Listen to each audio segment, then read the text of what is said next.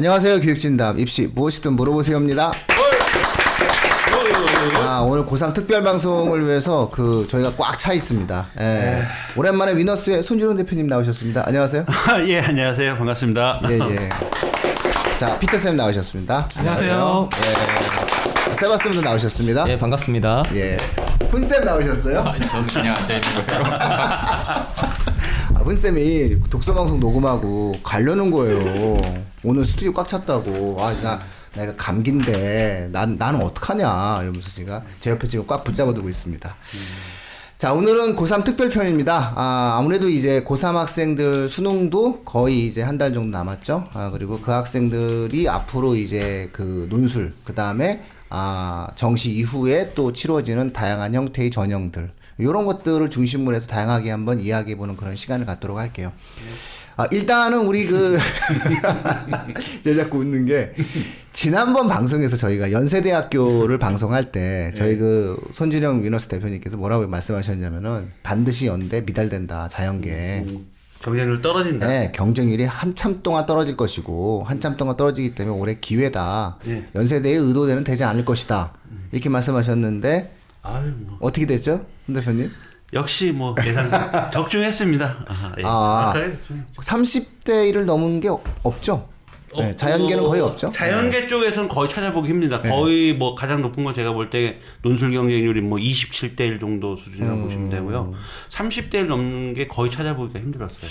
야, 그러면은 올해 연대는 잘하면 과학 논술을 좀 미리 한 학생들한테 상당히 유리하겠네요. 그렇죠. 다들 뭐 연세 논술 전형 경쟁률 엄청날 거다라고들 예상을 했었는데 그렇게 예상하기 좀 쉽지 않았는데 다들 이렇게 예상을 하시고 연대 학장님들처럼 다 예상을 하신 거죠. 결정적인 거는 뭐 아무래도 논술 일정이 보는 날짜가 수능 전에 수능 보고 난 후였다가 이번에 바뀐 게 이제 수능 전으로 간 게 그게 가장 크죠. 아무래도. 근데 합격자 명단 발표는 왜 그렇게 늦게 하나요? 그렇죠. 근데 수능 최저도 없는데 논술은 수능 전에 일찍 봤죠? 네. 그죠? 그러면 결과도 일찍 나올 텐데 굳이 왜 합격자 발표를 12월 10일 날 할지 그것도 되게 좀 궁금합니다. 수능 성적이 나온 다음 그렇죠. 12월 5일 날이 수능 성적표가 나오고 학생들이 봤거든요. 근데 이제 합격자 발표를 12월 10일 날 한다는 거. 연세대학교는 공식적으로 수능 최저를 보지 않지만, 그러나 연세대 논술을 보는 학생들은 개인정보 동의서를 제출을 하고, 그렇죠. 개인정보 동의서를 받은 연세대학교는 수능 성적 열람을 할 수도 있는 거죠. 그럼 뭐 연세대만 알겠죠. 그거는. 네네네. 저희가 청취자분들께 말씀드릴 수 있는 것은 뭐 요런 룰이다. 즉 연대 논술을 준비하는 학생들의 경우에는 수능 최저가 없다 하더라도 좀 마지막까지 좀 최선을 다하는 그런 마음으로 수능을 좀 이렇게 열심히 준비하시는 것이 두루두루 이익이 되지 않을까. 뭐 이런 어떤 말씀. 뭐 혹시나 제가 또 그것도 찾아볼게요. 나중에 뭐 합격자 나중에 발표 나왔을 때, 뭐 얘는 이제 수능은 엉망인데, 뭐 합격을 했다. 그런 애가 나왔다면 제가 그 사례를 또 한번. 한두 명은 나와야죠. 나옵니다. 그 굉장히 로직 있고 수리 논술하고 방법을 최고의 그런 학생이 있으면 당연히 나와야죠. 자, 일단 깨알 자랑이었고요. 손준영 대표님의 자랑인가 동시에 이런 손준영 대표님을 적재적소에 불러서 방송하는 저희 교육진담의 깨알, 이것이 힘이죠. 이것이 방송의 힘이다. 그런 말씀을 저희가 안 할 수 없었습니다. 저희가 이제 조만간 스튜디오 공사도 해가지고요. 그래서 자주 오시게 될 겁니다. 그럼요. 자, 언제든지 불러주십시오. 아니면 매번 부르잖아요. 네. 자, 그럼 이제 그 고3 학부모님들과 학생들, 그리고 이제 그 입시를 좀 어느 정도 치르는 청취자분들께서 좀 가장 궁금해하는 것이 아무래도 좀 수능 준비겠죠. 그래서 일단은 그 대화의 어떠한 주된 주제를 수능 마무리를 지금 이 시점에 어떻게 해야 되느냐. 뭐 수없이 많은 사람들이 이야기하지만 저희는 그래도 조금 저희가 나름 조사를 한 그런 내용을 갖고 좀 한번 그 청취자분들께 들려드리는 시간을 좀 갖도록 할게요. 그러니까 한두 명의 학생들의 경험이 아니라 좀 대다수의 학생들의 경험들을 쭉 좀 저희가 모아서 아예 저희가 우리 그 세바쌤이 지금 현재 그 학생들한테 페이스북으로 페이북 메시지도 보내고 페이북 메신저로 서울대 학생들에게 지금 수백 명의 학생들에게 지금 이렇게 쭉 해가지고 접수된 그런 내용들이 있어요. 그거 한번 말씀해 주시죠. 일단 큰일 났어요 저. 왜요? 답변을 받았으니까 맨입으로 받을 순 없고 밥이라도 사야 될 텐데 이제 밥 사세요. 파산할 것 같아요. 자 이런 식으로 또 그래서 서울대 그 부분 식권 사드릴게요. 서울대? 네, 서울대 법대시니까. 지금 식당들 파업하고 있는데. 맞아요, 파업 중이에요. 그 얘기하면 어떡해. 좀 전까지 선풍기 달랑 하나. 감이 떨어지셨어 우리 송 대표님. 예. 아무튼 그래서요 이제 제가 또 저희 세대 수능이랑 또 세대 밑에 수능이 다를 테니까 일단 좀 나이 어린 친구 접촉하는 좀 고생 좀 했고 또 얘기를 하다 보니까 좀 놀랐어요. 근데 수능이 달라지고 트렌드가 달라져서 분명히 변화된 부분도 있어요.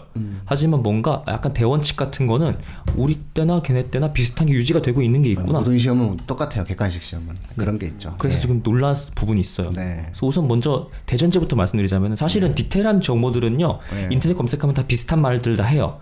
하지만 그 이유에 대해서 먼저 말씀하는 곳이 아무도 없더라고요. 일단 공부라는 게 펼칠 때가 있고 줄일 때가 있는 것 같습니다. 항상 이제 어떤 시점에 있어서는 특히 여름 이럴 때는 막 펼치고 이렇게 나가야 되는데 그거를 가을 찬바람 불 때까지도 하고 있으면 오히려 그게 안 좋을 수가 있다. 즉 어느 시점에는 반드시 그동안 해왔던 공부들을 정리하고 되돌아보는 시점이 필요하다. 그게 바로 최소한 10월 한 달 있으면 한다. 우선 이런 말씀을 드리고 싶어요.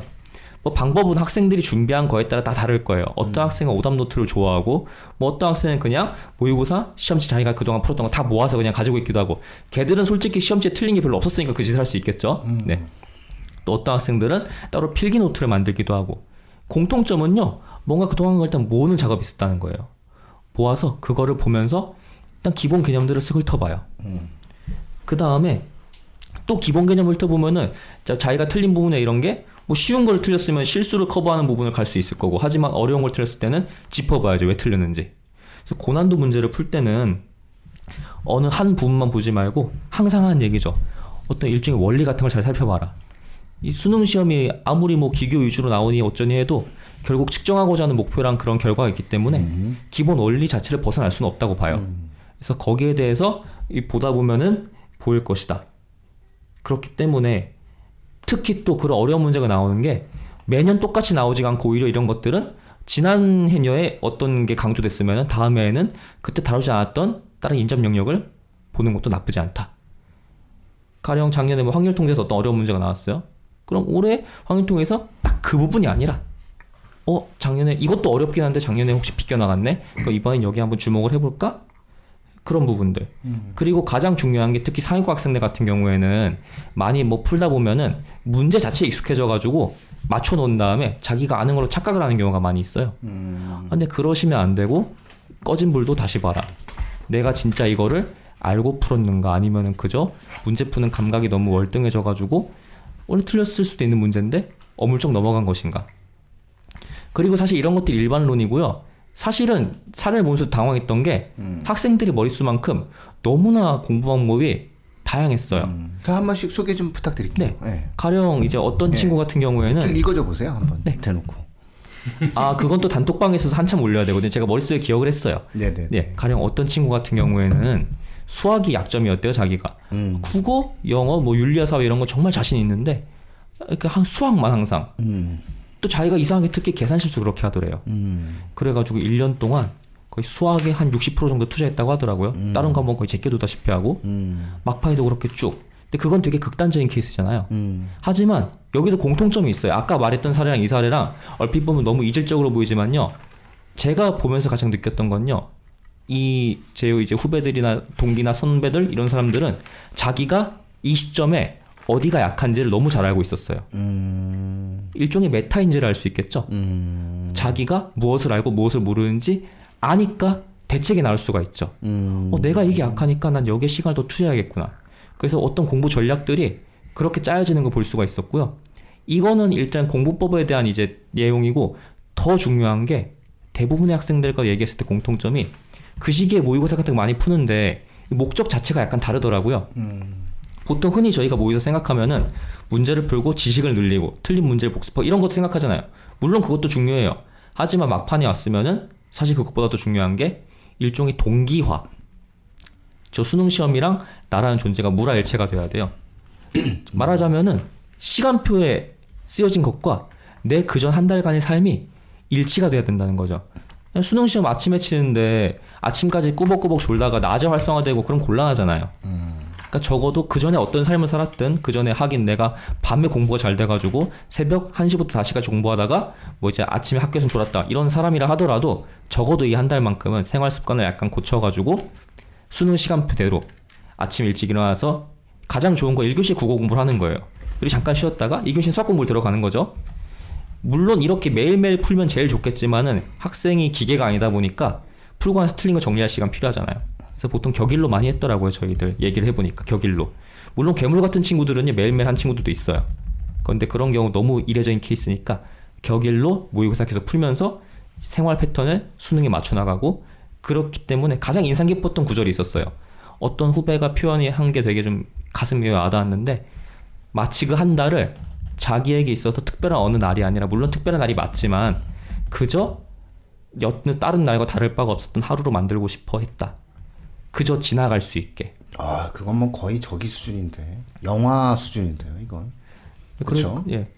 무슨 그 주인공들이 하는 올림픽 금메달 따는 학생들이 이제 하는 선수들이 하는 그런 멘트였습니다.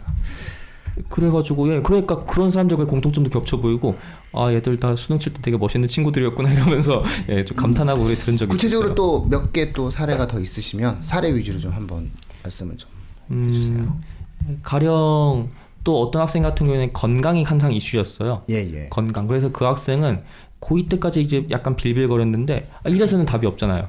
그래가지고 지금 이미 10월 달이긴 하지만은 자기는 특히 건강에 되게 유의했다. 하다못해 감기라도 걸릴세라 뭐 맛있는 뭐 약 같은 것도 먹고 좀 뭐 그런 식으로다가 그리고 지금 사실 이게 타겟이 10월 방송이잖아요. 10월에 듣는 학생들 사실 그 학생들한테 이게 크게 도움되는 내용은 아닌데 또 교육신도 들으시는 학부모 중에 또 고2 학생들을 까지 학부모들 계실 거잖아요. 그럼 이때부터 건강관리에 미리 들어가셔가지고 네, 고3 때 이 시기가 체력적으로 그렇게 지치는 시기거든요. 다들 막판에 이제 어떻게든 붙잡고 달리는 시기잖아요. 그래서 이때 체력적으로 뒤처지게 되면 너무 힘드니까 그 전에 미리 대비를 하시면 좋다. 이런 팁도 꼭 이렇게 전해드리고 싶었어요. 네, 또 다른 사례는 없으신가요? 제가 좀 공통점 위주로 뽑은 게 있어가지고 좀 디테일하게 말하면 사실은 이게 질문을 받거나 할 때 얘기를 했던 게 너희들의 신상 같은 거나 이런 게 최대한 드러나지 않게 내가 일반론으로 풀어서 얘기를 할 거야. 그래서 그냥 말씀하시니까 그래도 마지막 하나 더 뽑아서 얘기해드리자면요. 자, 일단 그대로 하나 읽어드릴게요. 네네. 네. 아까 얘기했던 거랑 상당히 겹칠 거예요. 네.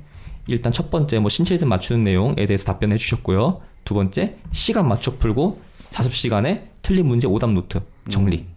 그 다음에 남는 시간에는 이제 얘는 상위권 학생이니까 고난도 문제 준비. 수능에서 어렵게 나오는 그 문제를 맞춰야지만 대학 문이 넓어지는 거잖아요. 고난도 문제 빼놓지 않고 준비했다. 하지만 이거 들으시는 학부모님들과 학생들 상황에 따라서 이 부분은 유동적으로 판단을 하세요. 고난도 문제 맞춘다고 해서 모두가 맞출 수 있는 그 문제 놓쳐버리면 손해가 더 막심한 거니까요. 또 어느 한 부분만 이렇게 집중적으로 파지 말고 그동안 고난도 문제가 안 나왔던 부분 이 부분에 대해서 조심해라. 네. 그리고 가장 중요한 거 이 친구도 이 좋은 말을 하나 했었네요. 일희일비하지 말 것.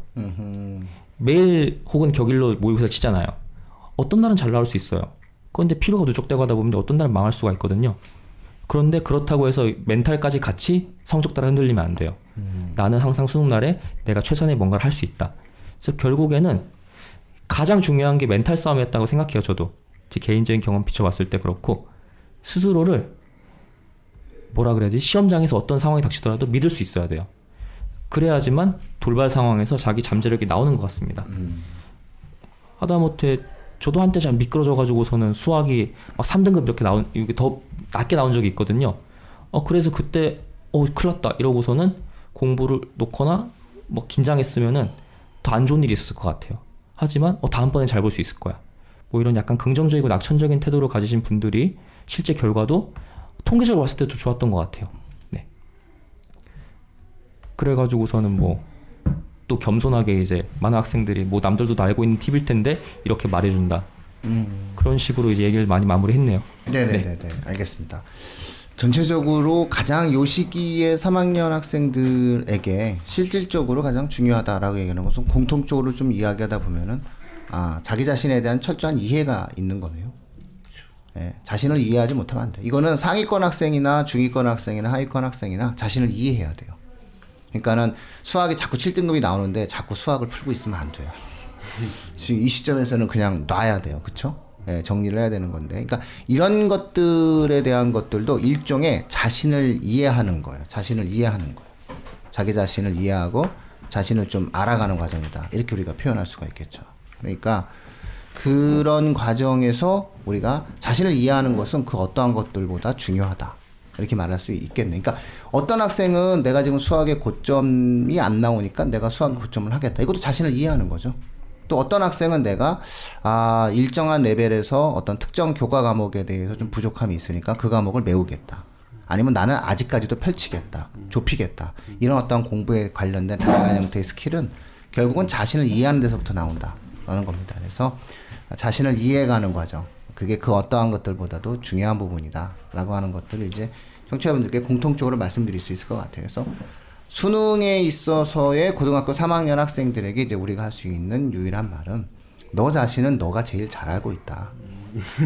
근데 이거 왜 자꾸 저희가 이 말을 하냐면 내가 몰라서가 아니에요. 몰라서가 아니라 못 놓는 거고 인정하지 않고 싶은 거고 인정되지가 않아요. 그러니까 이게 어찌 본다면은 뭘 잘 모르는 맥락 없는 그런 학생이 있을 수가 있어요. 제가 아까 극단적인 사례를 들었는데 이 수학이 7등급인데 자꾸 수학을 풀고 있어요. 그래서 그 학생한테 어머니랑 상담하다 그랬어요. 어머니 왜 자꾸 수학학원을 보내세요? 지금 한 달밖에 안 남은 사탐이라도 해야 되는 거 아니에요? 이렇게 웃으면서 얘기했더니만은 그래도 수학을 어떻게 놓냐요. 난 그래서 이해가 안 되는 거야. 아니 이게 지금 이 학생의 이 위치에서 할 수 있는 최선의 내용은 사탐의 성적이 올라가는 것인데 왜 그러십니까? 라고 이야기를 하거든요. 근데 의외로 많은 청취자분들과 학생들이 저는 그런 분들이 없을 줄 알았어요. 없을 줄 알았단 말이에요. 그런 매너리즘에 빠져가지고 지금까지도 매너리즘에 빠져서 한 달을 앞두고도 그런 식의 어떠한 공부의 어떠한 과정을 만들까? 했는데 의외로 있어요. 저는 많이 봤어요. 네, 의외로 있어요. 이걸 못 넣어요. 그걸 왜 못 넣는지 모르겠어요. 많이 봤어요. 단호하셔야 됩니다. 지금 이 시기에는 자기 자신을 이해한다라고 하는 것은 아주 단호함이 있어야 돼요. 그래서 지금 모든 학생들이 이야기했던 상위권 학생들도 단호한 거잖아요. 어찌 그렇죠. 본다면 굉장히 단호한 거거든요. 자신을 이해하기 때문에 단호하게 아주 디테일한 싸움을 했던 거고 중위권 학생은 중위권 학생 나름대로 단호한 싸움을 해야 돼요. 그 다음에 하위권도 마찬가지로 단호한 싸움을 해야 돼요. 그래서 그것을 어떤 특정 과목이든 아니면 특정 과목의 특정 영역이든 이런 부분들에 대한 판단들을 하면서 수능에 임해야 된다라는 거고요. 요 수능에 대한 어떠한 내용들을 임하는 과정에서 우리가 논술 전형이라든가 다양한 형태의 어떠한 요소들로 결합시켜서 같이 얘기할 수밖에 없는 요소가 있겠네요. 그렇죠? 자, 이런 부분에 대해서 수능과 함께 고민해야 될 영역들에 대해서 한번 말씀들을 번갈아 가면서 한번 부탁드릴게요. 근데 저는 아까 또 그 얘기 잠깐만 좀 더 정리한다면은 아까 마지막 이제 아이들이 전체적으로 네. 비슷한 맥락일 수도 있지만 저희 역시 문과 선생님들인지 몰라도 문과적으로 말씀들 해주셨는데 저 이과적으로 본다면은 이과적으로 정리한다면은 비슷한 얘기인 것 같아요. 전략적 선택 이게 지금 필요한 시기다라는 거죠. 전략적 선택. 아까 말한 7등급이 수학 7등급이 계속 7등급 잡고 있으면 어떡하냐라는 거죠.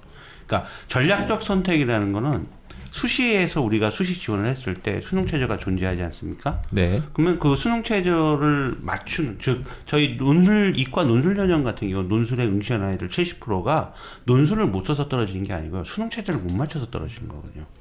그러니까 즉 그 단편적인 예가 작년에 동국대학교 경찰행정학과가 있거든요. 근데 경찰행정학과 이게 문과 쪽인데 작년부터 이과생들도 또 따로 시험을 쳐서 갔어요. 근데 5명 모집에 경쟁률이 한 30대 1 나왔거든요. 5명 모집에 경쟁률이 30대 1.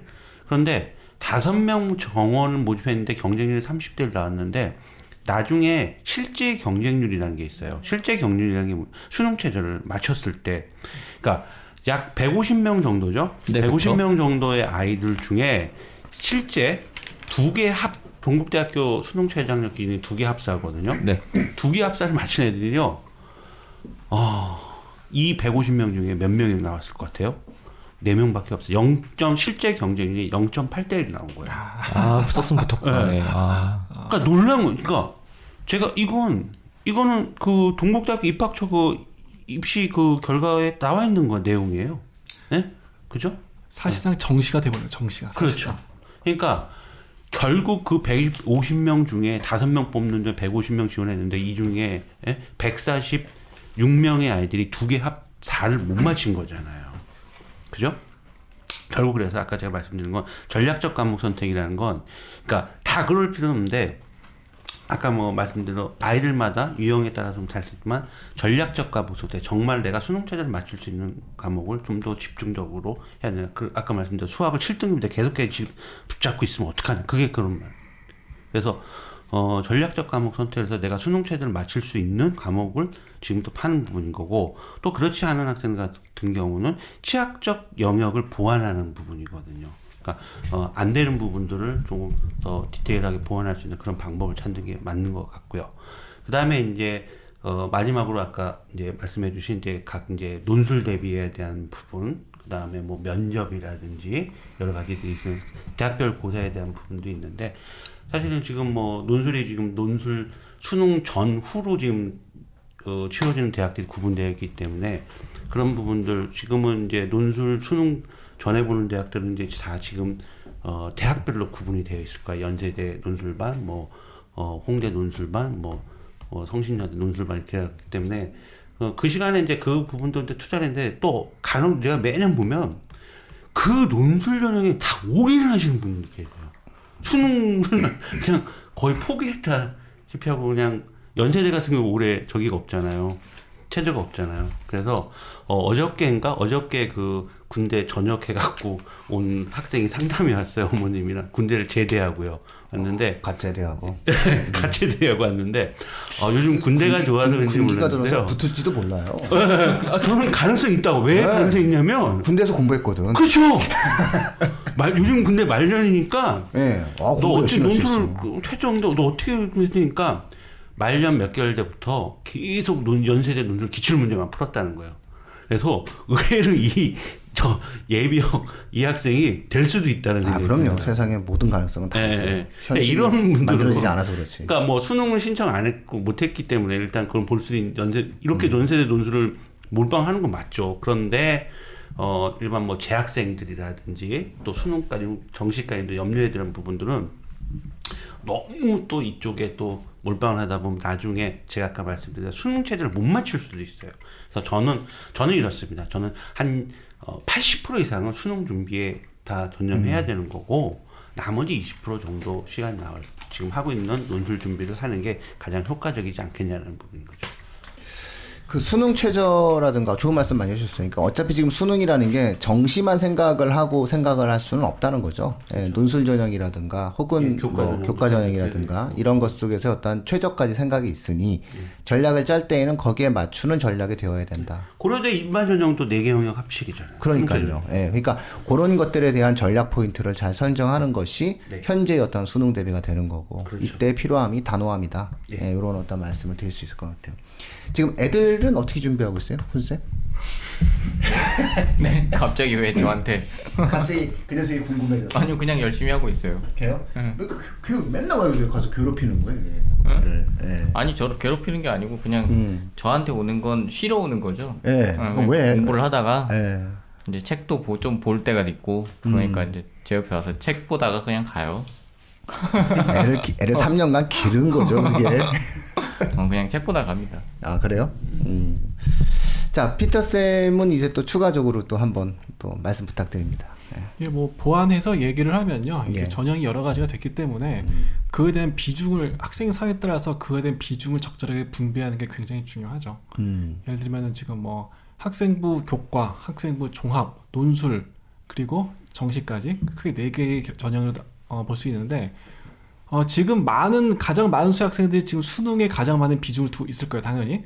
그런데 아예 정시가 그 중에서 예를 들어서요. 그런 거 있잖아요. 서성한 두 군데 A하고 B 학생이 있는데 실력이 비슷해요. 근데 A 학생은 서성한 중에 두 군데 붙었어요. B 학생은 연고대 중에 하나 붙고 서성한부터 서성한 다 떨어지고 중경외시 어디 붙었어요. 그럼 당연히 B 학생이 입시는 B 학생이 성공을 한 거죠. 어차피 홍길동처럼 무슨 분신을 할 수 있는 것도 아니고 어차피 한 사람이 한 대학밖에 못 가는 거죠. 그렇기 때문에 자기가 주력하는 전형은 분명하게 자기가 정해놔야 돼요. 그거는 사실 빠르면은 1학년 끝났을 때 늦어도 이제 3학년 올라갈 때는 정해놔야 되는 거고 수능 앞두고 그걸 다시 한번 확실하게 자기가 정해낼 때입니다. 그리고 어떤 수능 가까워지면 이제 마음이 좀 흔들리고 그러는데 거기 쓰면 안 되고요. 자기가 어차피 대학은 원하는데 하나만 붙으면 돼요. 두 개 붙어봤자 고민만 되지. 그러니까 하나만 붙으면 되는 거예요. 그러니까 가장 자기가 주력하는 전형에 따라서 예를 들면 정시가 우선순위다. 이런 학생들은 지금 절대적으로 수능에 지금 거의 올인을 해야 할 때죠. 논술 전형이라든가 또는 수시 전형 면접을 보는 학생이 할지라도 어디다가 부차적인 거고요. 수능에 절대적으로 올인을 하고 그 외 논술이라든가 면접 준비 같은 경우는 하더라도 수능 공부하다가 그러니까 중간중간 좀 쉰다. 좀 이렇게 좀 쉬어간다. 머리 좀 식힌다. 그럴 때 좀 하는 거 그런 식으로 해야 될 필요가 있죠. 반대로 학생에 따라서는 모의고사 점수보다 그러니까 학생부 종합이나 또는 학생부 교과 같이 학생부 전형이 우선순위 학생들이 사실 더 많죠. 특히 현역 학생 중에서는. 그런 학생들이 이제 자기가 쓰는 게 수능 등급, 자기가 주로 이제 목표로 하는 데가 수능 등급이 있는 곳이냐 없는 곳이냐 그런 거에 따라서 면접 준비와 수능 준비에 적절한 비중을 둬야 합니다. 그리고 많지는 않지만 많지는 않지만 사실 논술 전형이 우선순위 학생도 있긴 있어요. 많지만 그런 학생은 당연히 우선순위가 논술 전형이 돼야겠죠. 근데 그런 학교 같은 경우에는 이제 논술도 이제 수능 등급이 있는 전형이 있고 보통 3분의 2 정도가 있고 3분의 1 정도가 없죠. 등급이. 그러니까 그런 거에 따라서도 이제 비중을 둬야 하죠. 수능 논술과 수능 비중 어떻게 볼까? 이걸 다시 한번 정리를 하고 정해진다면은 뒤도 돌아보지 말고 그냥 앞만 보고 갈 것을 다시 한번 권합니다. 좌고우면하면 안 되겠네요. 그렇죠. 사실 고민할 시간이 없어, 그죠? 그렇죠. 우리가 고민을 한다고 해가지고 되는 것도 아니고요. 그렇죠. 지금 이 시기에 학생들이 가장 마음이 급하겠죠. 그런 학생들을 보면서 엄마의 마음이 또 더 급하게 되는 거고. 근데 저는 요 시점에 또 이런 말씀 드리고 싶어요. 그러니까 중하위권 학생들 중에 어머님들도 그렇고 학생들도 그렇고 그냥 내년에 한 번 더 할 테니까 올해는 대충 하겠습니다 라는 그런 마음이 만들어지는 시점이거든요. 9월 모의평가 끝나고 그러면 진짜 큰일 납니다. 그죠? 이건 수용해주면 안 됩니다. 어머님들 꼭 얘기 잘 들으세요. 재수라고 하는 거는 정말 웬만하면 안 하셔야 되는 거고요. 무조건 반대. 그거 안 돼요. 국가적 낭비고요. 두 번째로 마지막 요 한 달 반 동안 인생이 어떻게 바뀔지가 몰라요. 충분하게 우리가 기회를 주고 움직여야 돼요. 그리고 그렇기 때문에 현재로서는 성적을 올릴 수 있는 가장 유력한 과목이 있어요.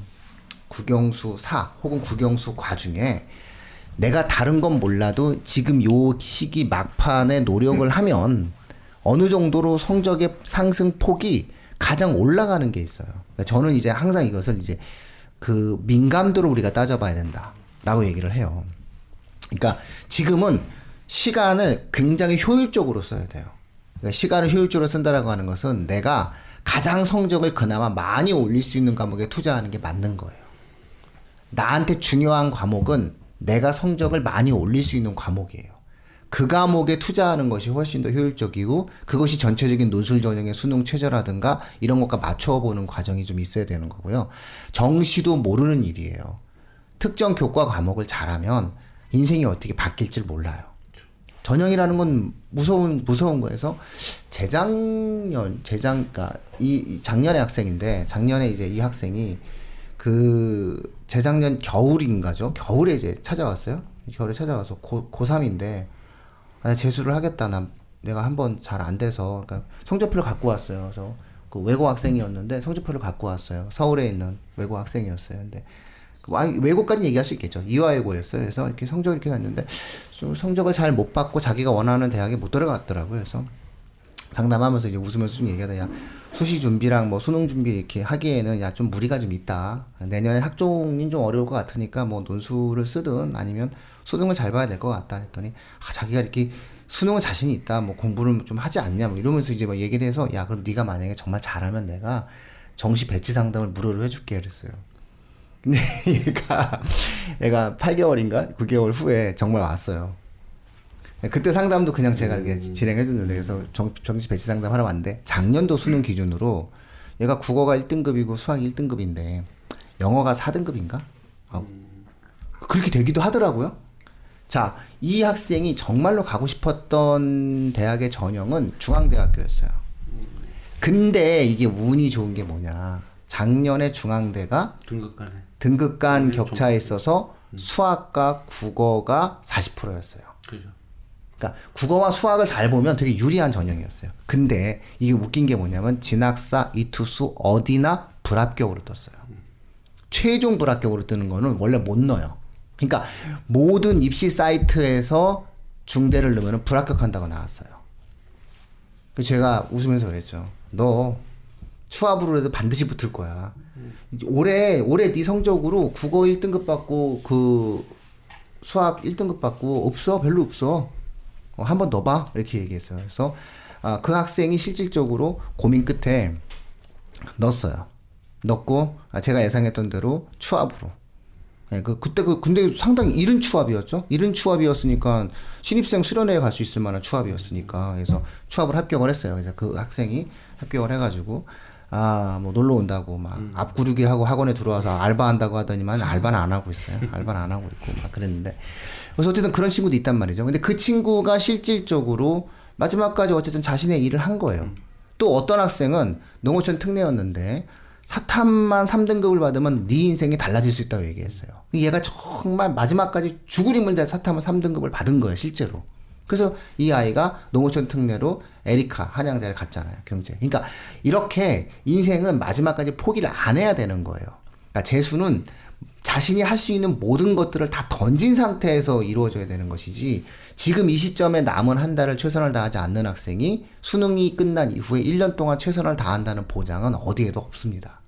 그러니까 그런 어떤 생각은 하지 마시고 마지막까지 내가 할 수 있는 최선의 과목을 다 해서 거기에 대한 성적을 올려가는 과정들이 고3에 해야 될 가장 중요한 일이다라는 거고 그걸 전략적으로 수능 최저라든가 이후의 어떤 배치라든가 이런 것들까지 한번 고민해서 자신에 대한 판단을 할 필요가 있다. 이때 가장 중요한 건 뭐냐면 그 무엇보다도 나를 이해하는 것이다.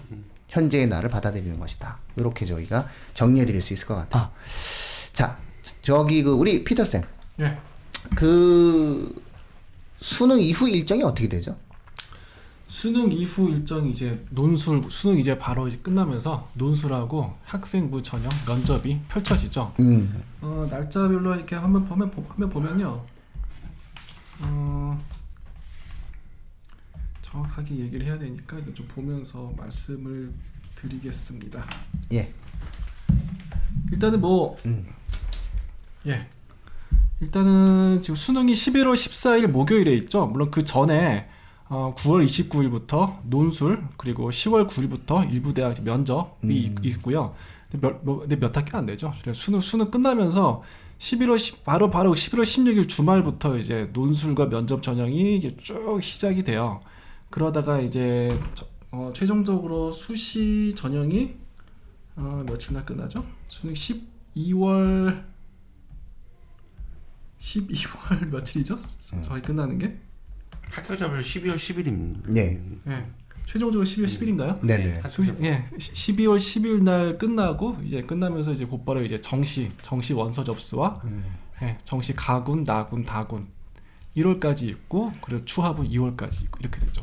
예전에는 그 수능이 끝난 다음에 일정상 뭐 다시 수시를 쓰고 뭐 이런 전형이 있었는데 옛날에 있었죠. 네, 근데 그거는 이제 없다. 이거 청취자분들 중에서 또 그런 고민하시는 분들이 있을 수 있어요. 수능 이후에도 뭐 수시가 있다가 그거는 진짜 아주 옛날이었죠. 그 아주 먼 옛날 같은데.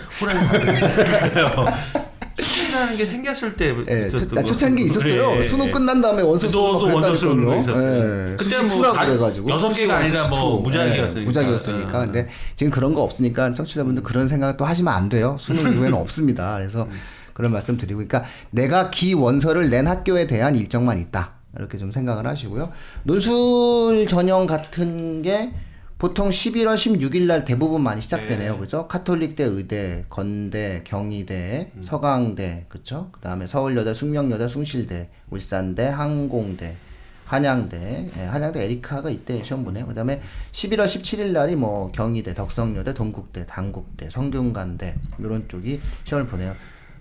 우리 손지원 대표님과 많은 사람들이 원하는 성균관대 반도체, 글로벌 이런 게 다 11월 17일 날 시험 보네요. 그렇죠.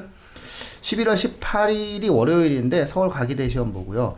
아마 연세대가 11월 22일 조금 준비할 수 있는 시간을 좀 주네요.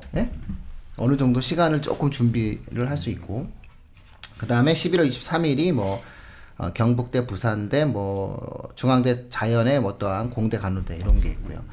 상당히 논술을 늦게 보는 대학이 있어요. 가장 전형적인 대학이 아대, 그죠? 아주대, 인하대. 그러니까 이 대학들은 준비해서 오라는 거예요. 그렇죠. 내가 보기에는 학원을 충분히 다니고 오라고. 그러니까 자연계 논술 쓰는 애들 중에 하나는 그 인하대가 보험으로 이렇게 쓰는 애들이 있어요. 11월 30일이거든요. 그렇죠. 이 정도면은 거의 수능 끝나고 준비를 또 하나도 안 했다가 할 수 있거든요. 진짜 거의 이렇게만 하면 안 되지만 그동안 평상시 아무런 준비를 하지 않았다가 그냥 수능 끝난 다음에 이제 준비해서 들어갈 수 있잖아요. 수능술만 보니까. 그러니까 요거 한번 해보. 수학을 좋아하는 학생들 같은 경우는 그래서 원서를 쓸 때 이걸 하나 보험으로 들어놓고 내가 수능을 만약에 못 봤을 때는 수리논술로 들어가겠다. 이렇게 우리가 수시 배치 상담을 진행을 하기도 하죠. 24일이 이제 세종대. 약간 뭐 이렇게 하고 한양대가 요때 또 봐요. 그러니까 역시 한양대가 보면 입시에 대한 노력을 많이 해요. 절묘하게 24일 날 해서 요때를 보면은 거의 한양대 위주로 보죠. 카이스트가 27일 날 보고요. 서울대 직윤이 11월 29일 날 봅니다. 그래서 면접 말씀하시는 거죠? 네, 그렇죠. 서울대 면접, 직윤 면접이죠. 그래서 서울대 직윤 면접 11월 29일에서 아마 수능 끝나면 애들이 막 올라오잖아요. 대치동에. 대치동에 올라와가지고 막 공부하고 어쨌든 그런 상황입니다. 수능 전에 보는 가장 대표적인 학교는 뭐 그 논술이 10월 12일 날 연세대가 가장 전형적인 거고요. 시립대와 원래 홍대, 성신여대, 뭐 카톨릭대도 수능 전 논술이긴 합니다. 어쨌든 그런 부분들이 있습니다. 자, 어떻게 마지막으로 좀 학생들한테 지금은 해줍니까? 손 대표님 같은 경우에는 진행자님이 아까 다 말씀 다 해주셨잖아요. 결국 남아 있는 기간은 멘탈인 거죠. 아까 뭐 멘탈 어떻게 강조시켜 주십니까? 그러니까 어떻게 부응을 시켜? 저는 그런 거죠. 이제 이 세상에서 가장 너네가 지금 입시를 처음 치르지 않냐, 재학생들 같은 경우는 수능을 처음 치르는데 가장 두려운 경쟁자가 누구냐? 내 옆에 있는 내 짝꿍이냐? 우리 학교 학생들이냐? 아니면 올해 같이 보는 수능 응시하는 학생들이냐? 그러니까 이 수능을 쓸 때 가장 두려운 적이 누구냐? 너 옆에 있는 친구들은 아니다. 이 세상에서 가장 두려운 적은 너 자신이다. 정말 너무 무서워. 이런 말 너무 무서워. 나 이제 이런 말. 자, 피터 쌤은 또 지금 현재 학생들에게 해주시는 말이 어떤 말씀이십니까? 지금 좋은 말씀 손 선생님이 하셨고요. 믿을 것은 진사 대천명이죠. 이제까지 3년 동안 했던 거를 근데 저는 너 자신을 일단 믿고 그 다음에는 그냥 잡생각하지 말라. 이제 뭐 이 생각해봤자 생각은 이미 한 9월 모평 리뷰하면서 다 마무리해야 돼요. 9월 모평 리뷰한 다음에는 그냥 11월 14일 수능 볼 때까지 그냥 수능 공부 또는 뭐 논술이나 또는 뭐 학생부 전형이 1순위 학생 좀 다를 수 있겠지만 수능이 우선순위 학생들 같은 경우는 수능만 생각하면서 쭉 가는 거죠. 저는 한마디로 그냥 일단은 생각은 9월 모평 리뷰를 끝으로 마무리 짓고 그다음부터는 그냥 잡생각하지 말고 공부만 해. 잡생각이 나는 거죠. 자, 세바쌤 마지막으로. 저는 이 두 분이 얘기해 준 거에 덧붙이자면요. 수능 시험 당일날의 어떤 정신 상태에 대해서 말씀드리면 좋을 것 같아요. 사실 이건 아까 사례 포함시키기가 애매해서 빼놨던 건데 03학번 선배랑 말씀을 좀 얘기를 좀 했어요. 정확히 말하면 04학번 그러니까 03 수능을 치신 분들이죠. 그때 수능에 기억나시겠지만은 약간 좀 불수능이었어요. 그래가지고 치고 와서 나 이제 재수해야 되나 봐. 어떻게 할 정도로 이제 서울대 간 학생들도 그런 시험이었는데 그때 만약에 풀면서 아무리 멘탈이 강하게 유지했던 학생들도 언어 영역, 국어, 지금은 국어 영역이죠. 국어 영역 풀다가 확 뭔가 내가 못했다는 느낌이 들면은 수학이랑 외국어를 막 약간 정신적으로 놔버리는 경우가 있어요. 어차피 올해는 속된 말로 망했으니까 후퇴를 하고 내년에 기약한다 약간. 그런데 아까 말씀하신 대로 심지어 당일조차도 그러면 안 되는 거죠. 어떻게든 악자까지 살아남아가지고 하다못해 저기 심장에다가 화살 하나 더 꽂아버리겠다. 그런 마음으로 끝까지 바락바락 이겨내가지고 해야지만은 나중에 결과가 나왔을 때 거기에 대해서 하다못해 덜 후회할 수 있다. 한 문제 더 맞춰가지고 의외로 결과가 다를 수도 있는 거고. 그럼요. 수능 원래 한 문제 더 맞으면 인생이 달라져요. 가장 중요한 건 나한테 힘든 거 니들도 힘들다. 이 마인드가 필요한 것 같아요. 좋은 말씀이신 것 같아요. 예, 나한테 힘든 건 니들한테도 힘들다. 자신감 가지시오 끝까지. 네, 알겠습니다. 좋은 말씀이셔. 자, 우리 훈쌤은? 아니 왜 저 가만히 앉아있는데 자꾸 말 시키죠. 청취자분들은 이 훈쌤의 말만 들어도 그 친구가 옆에 앉아서 책을 보는 것처럼 이 청취자분들은 훈쌤의 목소리 들으면서 위안을 얻어요. 아니 저는 이게 제가 한 달 남았을 때 뭐 했는지 네. 잠깐 떠올려봐. 전 왜 그렇게 수능 전 기억이 잘 나는지 모르겠어요. 수능 전 한 달 딱 전에 제가 뭐 했냐면 우리는 이제 우리 지금 수능하고 좀 다르니까 그건 감안하고 들어주시면 좋겠는데 교과서만 봤어요. 그러니까 국어, 영어, 수학은 감만 잡게 문제를 풀고 나머지는 사회탐구 교과서만 봤습니다. 아무것도 안 보고. 그러니까 교과서를 한 달 동안 계속 보면서 몇 페이지에 뭐 나오는 것까지 다 외웠어요. 왜 그랬냐면 제가 사회탐구 저 문과 출신인데도 문과인데도 불구하고 우리 때는 사회탐구하고 과학탐구를 다 봤잖아요. 그럼 사회탐구가 80점, 과학탐구가 40점인데 과학탐구는 항상 40점을 다 맞는데 사회탐구를 항상 40점 맞는 거예요. 반타작밖에 못하는 거예요. 그래서 이거를 잡아야겠다고 생각을 하고 그 사회탐구 교과서만 7권인데 7권을 전부 줄쳐가면서 계속 봤습니다. 그것만 한 달 동안. 그러고 나서 이제 제 능력을 시험해보진 못했어요. 뭐 모의고사를 풀면서 뭔가 내가 늘고 있구나 이런 걸 감을 잡진 못했는데 그래도 어쨌든 내가 공부를 나는 처음부터 돌아가서 다시 했으니까. 그래서 딱 가서 봤더니 어쨌든 점수는 잘 나왔어요. 그러니까 자기가 아까 처음에도 말씀하셨던 것처럼 저는 그래요. 제가 추천하고 싶은 건 잘하는 그러니까 혹은 공부를 열심히 해도 성적이 드라마틱하게 올라가기 어렵다 하는 부분들은 일단은 감을 잡는 방식으로 공부를 하고 나머지는 한 문제씩 잡아간다고 생각하면 될 것 같아요. 그러니까 내가 모르는 문제, 제가 아까 80점 중에 40점 맞았다고 했잖아요. 그러면 그 중에서 내가 뭐 이를테면 세계사에서 한 문제를 몰라. 그럼 난 이 문제만 일단 맞추겠다 하고 세계사 교과서를 보는 거죠. 그러니까 그렇게 한 문제 한 문제씩만 잡아간다고 생각하고 공부를 해야 그 한 문제 잡으면 수능에서 한 문제 더 빠진 거예요. 그런 식으로 그냥 하나씩만 잡는다고 생각하고 가야지 내가 모르는 걸 전부 다 잡아버리겠다라는 순간 이제 수능은 다음 해로 넘어가는 거라고 생각하면 됩니다. 정말 역시 이러니까 말을 시키지. 이거 얼마나 좋은 말이에요. 예? 얼마나 좋은 말. 이거야말로 현실 속에서 나 자신을 이해하고 단호함의 행동이거든요. 이게 사실은 굉장히 단호한 거예요. 내가 못하는 부분을 집중적으로 판 거야라는 뜻이거든요. 이 말이 결국은 자기 자신을 제일 잘 알아요, 학생들이. 그래서 포기를 하지 않아야 돼요. 할 게 너무 많아, 한 달 동안. 그래도 포기하지 말아야 됩니다. 어떤 모든 시험은 마지막까지 최선을 다하면 그 부분에 대한 작은 대가라도 줍니다. 그리고 그 대가로부터 시작되는 거기 때문에 힘내시고요. 청취자분들 힘내시고 마지막까지 집중하는 어떤 그런 모습들을 보여주셨으면 좋을 것 같습니다. 원래 요 방송은 아마 고2 학부모님들한테까지도 좀 영향력이 있고요. 만약에 엄마가 뭘 해야 될까가 궁금해 하시면은 작년 방송인데 작년에 그 서울대 학부모 모셔다 놓고 저희가 이야기한 방송이 있어요. 별로 다르지 않아요.